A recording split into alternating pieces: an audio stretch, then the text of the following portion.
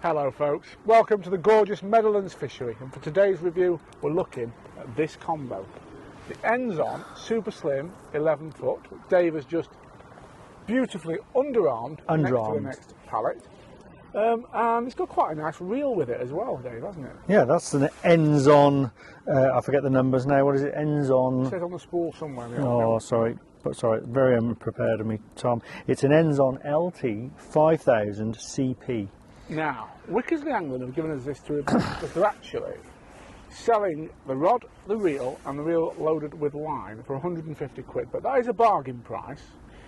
You can, however, pick this setup up from most shops for under 200 quid. So, my first thoughts when I saw it, it looks very, very classy. I love the slim profile guides. I love the slim blank. I like the handle. It looks really nice. The reel, again, looks like something that commands a much higher price point, but I'm not the person with the rod in his hand. Dave is. So, Dave, what do you think of this so far? Absolutely fine. Obviously, we haven't played any fish on it yet, Tom, but I think it looks the part.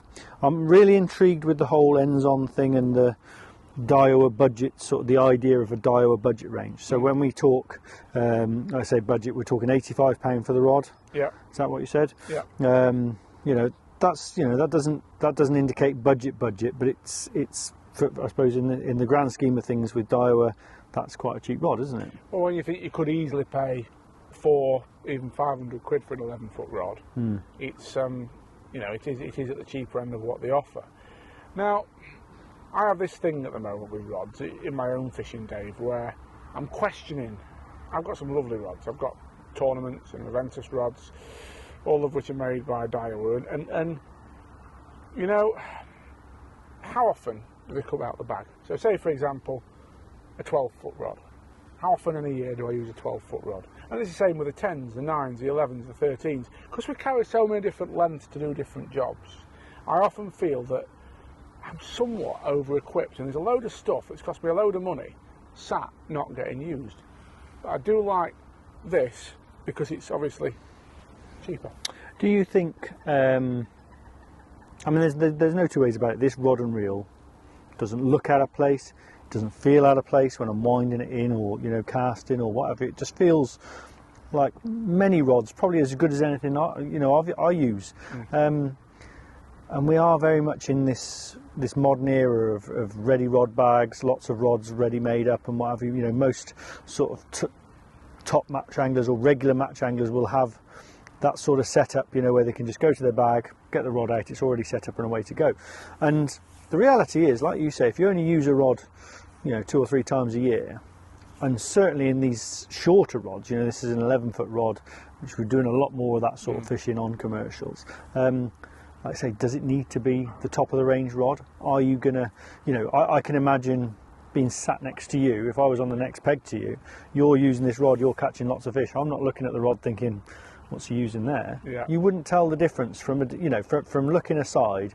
You wouldn't tell the difference between this rod and a top of the, a very expensive rod. No. So I think, and like I say, that holdall, if you imagine your ready rod bag, if you had to, well, you used the Aventus as an example, they're a top of the range rod.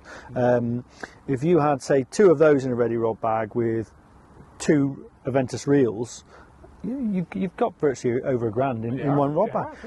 And that brings with it a few different things. One, the jeopardy side of it, of having things ready set up, possibly breakages, being stolen, things like that. Whereas, because the way we are, if you imagine compared to this setup, are you losing a great deal by having this sort of cheaper setup ready to go? That's what I think we're looking at, isn't it? Yeah, absolutely. Where are you at with your fishing? Do you generally feel now that you'd be more inclined, if you were, like you say, you want an 11, 12, 13-foot rod or whatever for different things, that you would perhaps choose something in this sort of idea range now as opposed to top of the range for everything? Definitely, 100%.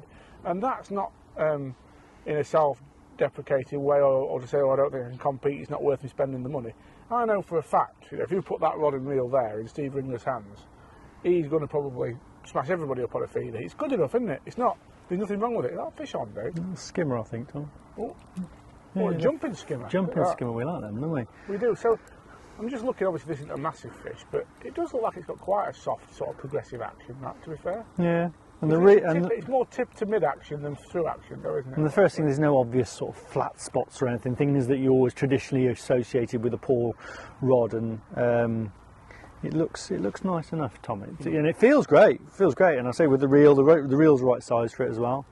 Just one note on the reel, the drag was just coming off a little bit there, and I like this. Nice. You like making noises. I'm a very sort of acoustic person when it comes to reels. I like the sound of reel. All right, it's not the biggest fish to test it on, but it's a fish. They're just hanging out the corner of the mouth. It's a fish all the same. It'd be nice to catch a carp on it, wouldn't it? Just to see the other thing I want to do with it, Dave, is have a little bit of a casting competition. I'd like to give it a good whack and. I feel like you might be the man to catch the carp, though, Tom. You want me to have a little go? I think you should have a go, Tom. I'll have a little go then, mate, I will. So, I'm guessing that these, obviously, new guides that Daiwa have done on most of the rods the last couple of years, slim profile guides, I'm guessing they are obviously lighter. I've not heard of anybody having any problems with them, have you? Do you know what? No, and I was going to ask you about this, because this is something I noticed, and I didn't know, because I've seen it on other rods. I've seen it on carp rods, some carp rods that I was using the other week for some, like my pike rods and stuff, and they've got them on, and I was like, so the traditional eye, if you like. Yeah, the Fiji guide as it used to be, wasn't it? Yeah, seeing as we're talking, I'm going to just have a more cast. You're not? I am. A little badge. So we're back in and fishing, Dave. I'm seeing a few little liners and indications on that rod. Now this is supplied with 2 tips as standard, this setup. I think it's an ounce and a half tip. What do you make of it? What do you make of the balance of the whole thing? It feels nice, Thomas. Like I say, I find with shorter rods or shorter range rods, if you like, or fishing at short range, that I don't think you're gonna struggle to find deficiencies in them. Yeah. Because we're not casting a long way. We're not having to hit a clip hard. We're not having to pin it to an island. So for me, it's a very slim blank, nice action, bends right through, feels like it's got power if and when I do hook a carp, and so at this stage I'm struggling to see anything but I like it. Say I want to hook some decent fish and just see how it behaves when you've got a carp underneath the rod tip, that sort of thing. But yeah. But as for the presentation of the rod, like I say, the guides, everything looks nice. Probably, I don't think I'm speaking out of turn, but probably one of the best 85-pound rods I've ever held. I'm trying to think how many I've held actually, but we have done sort of lower end, middle range, and to get a rod this slim and looking this nice and sort of balanced seems pretty spot on, in all fairness. It must, I suppose, must give an advantage to these companies who do work with the very highest end materials and technology. So say Daiwa are used to spending 500 quid on or making rods at a price point of 500 quid. To have that technology and that knowledge must inform what they're able to do with cheaper materials, you'd think anyway, wouldn't you? Yeah, and I think it's interesting that they've gone with this range, because it doesn't. I haven't seen it marketed as being a budget range. That's what I'm saying. Yeah. It's not sort of like any of the marketing shows like kids and stuff using it. It's just literally this ends-on thing. And we've actually the only reason I know that ends-on is a budget range now is because we researched it. Yeah. I've seen lots of ends-on stuff. I've got ends-on stuff. Not rods and reels. I've got a bag.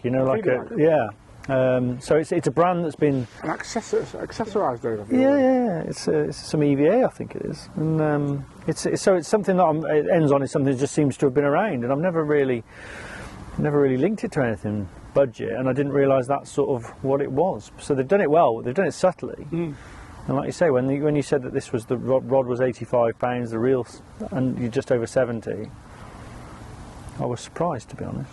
Yeah. So we're just waiting really down the edge for about. We have had to go slightly earlier, casting out into the lake. There's nothing really out there, which is why we're. Yeah, it's sort of we're still in. There's a bite. What's that?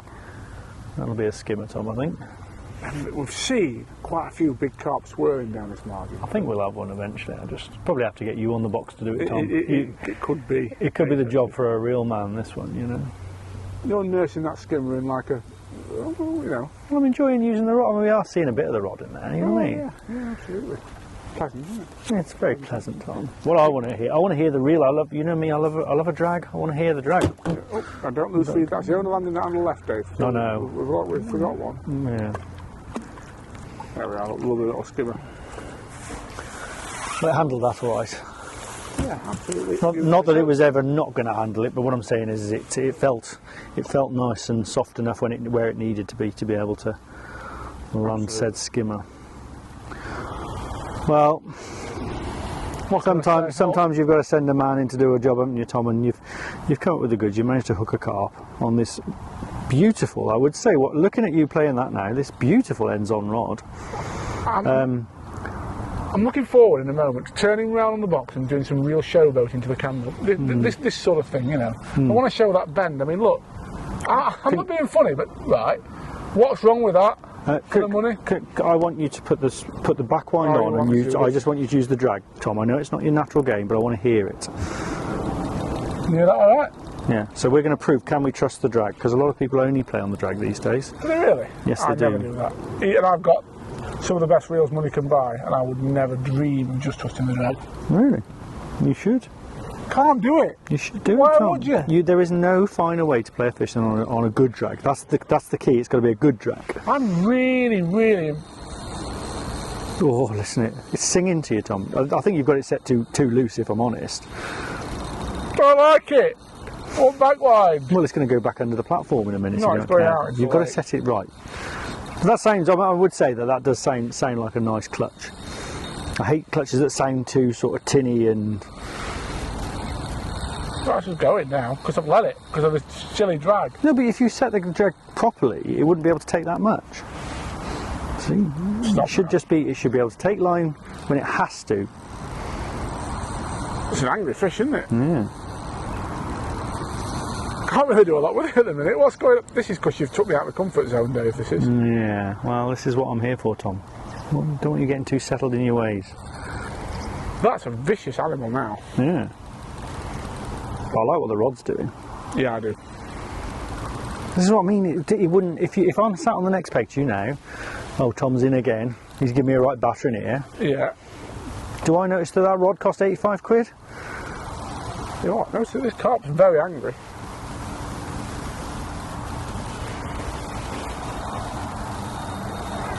There ain't a lot.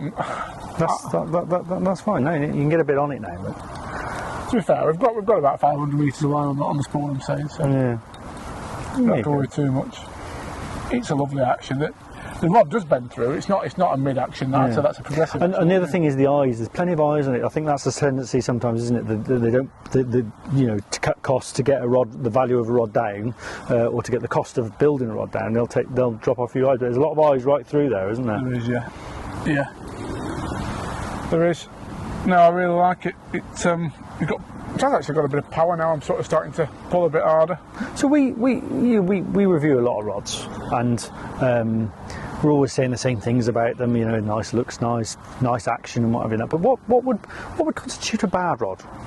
Well, to make me unhappy with this, it'd be if there was a flat spot first and foremost. On a cheaper rod, I'd be looking. Now look at that. Look how true that curve is. Also, it's not also about a flat spot sometimes, isn't it? It's about locking up, isn't it? So like if it gets to there and stops bending, whereas this is bending through here. You know, so you've got a proper action in a rod. Right through, isn't it? Yeah. It's so, and you can sort of feel the movement of the fish. It's cushioning. It's doing what it's meant to do, isn't it? Yeah. The reel, again, likewise. It's just lovely. I would fish with this all day long. I tell you now. Nice to have a cast with it in a minute and just see. Yeah, we'll have a bit of that. And that's maybe where you're going to find some deficiency, I don't know, but certainly in this instance you're playing a rather angry carp, and at this stage it's looking like you're going to get it in. It's a Humpty Dumpty character. Now I'm putting the back line. Oh look, yeah, you see. Can you net it for me, Dave? I'll net it for you, Tom, with our rather fantastic gilly. I'm just a gilly. Our fantastically borrowed landing net handle as well. It's a nice fish that is, Tom. I'll tell you what, if you're going to test a rod on a fish, test it on that one. Yeah. That's double figures. All day long? All day long. Should we try and hold him up for the camera? Sure, try it. On the ends and rod and reel, a little pink fluke of water hanging out the mouth. That is. I'm going to slip the hook out now because I feel like it's the right thing to do. Yeah. And then we can just celebrate the fish. And so we should. And so we celebrate should. the rod and reel. And celebrate the day. And celebrate that. Just you know what the real winner is today? Who's the real winner today, Tom? Water fishing. It is. That's... It is, Tom. Shall I tell you what else will be a winner as well? What's that? The Discorder. Have you got a Discorder, Tom? These QM ones, they do dig in, don't they? Oh, that's a baiting needle. I got it, Tom. It's all right. It's all right. Stand down. Stand down. Drop that on the rather nicely furnished. Oh yeah, there is a rod clip. A little. Just give this a little bit of water just while we're resting up there. That's a nice fish, that is, Tom. By the way, it has got a little holder. Look. What are they called? What is that? It's a hook holder? Hook holder. I'll do it. Hook clip. Hey, I'll do it. Hook holder. Why not? Right, okay. Now, can you be trusted to hold this? I don't know. I'm going to try. I'll tell you what, Tom. I bet that's not far off £15. You know. It's a good one, isn't it? Tell you what, you don't do things by halves, do you? No, mate. I tell you what, I'm not even going to hold that up. That's too large to try and hold on camera. I'm going to put him back. Bottled it. In fact, no, we will put him in the net because we might get a photo with him in a short while. But that is good testimony to the action of the rod, I'd say, wouldn't you, pal? Yeah. So, can I ask you a question? Go on. That rod and reel, we have a little cast with it now, but I'm telling you I'd fish with that. I would happily go on a match next week, and I consider myself to be a top-ish level angler. I'm glad you added the ish in there. But what's wrong with it? No. What would you improve? I genuinely think we are both now changing our views on this. That we, like I say, I'm looking at, you know, some of my rods, some of my commercial rods now could do, you know, I've been using them for a few years, and you know, and I'm looking at that and I'm thinking actually I could probably improve what I'm using if I, you know, to sort of make. We like this uniformity with our fishing, don't we? And I'd like a couple of rods like that to have, you know, one as a bomb rod, one as a little method rod or something like that. Yeah. And I'm thinking, yeah, I would happily use those. Absolutely. What are you doing there, Tom? Tell you what, man, I'm just trying to. He's got like a saddle on it, and it's not wanting to leave the net. I'll be honest. I'm gonna have to. I'm really hoping that the editing process takes some of this time. There we are. He's free, pal. Right, let's have a chuck with it, shall we? Yeah. I'll have a go first. Have you got your class helmet on? I have, Tom. Right, let's see how it casts. 11 metres. What's it? How far? 11 foot. How far are you going to chuck them 11 foot rod? I'd say 50 metres. Yeah, you should be able to do 50 metres. This is unloaded now, mine. Let's see.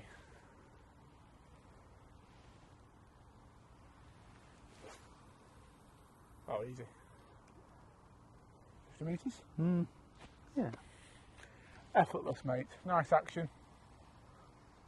Powerful. You could give it more if you wanted to.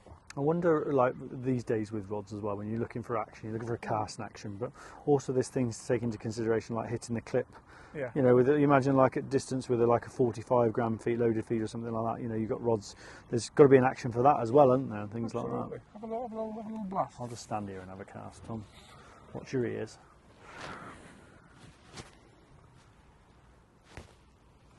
Sir. Oh. That's further than mine. That's 60 metres, I'm saying. Yeah. In the middle of the lake, isn't it? It's deep out there, isn't it? Yeah. Yeah.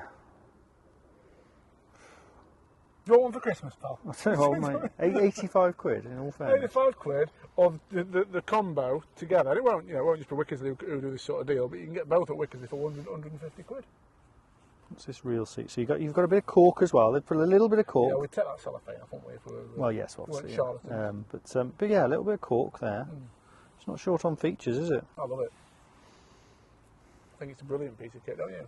So if I turned up for a commercial match next year, I'd do the next peg to you, and I get out and I get 2 of these out, ready made in the rod bag, one for the method, one for the bomb and pellet. You ain't going to blink an eye, are you? You're not going to. Might shout down halfway through. Dave, is that your 5th carp? Yeah, I've only got 3 here. Just slow down, mate. You do know I've got the Aventus out today, don't you? That's it. The fish don't care, do they? I like it, Tom. That cast's alright, isn't it? Gorgeous, isn't it? Good So, stuff. I think we're going to give this one of the best reviews we've ever given any. I think so, Well, actually. from the review team. In all fairness, and you've pulled it out of the bag to give it a proper test, haven't you, Tom? Yeah. Do you think I'll be able to catch a carp with it now? Doubtful, but you can try. Thanks for watching, folks. Definitely check these out.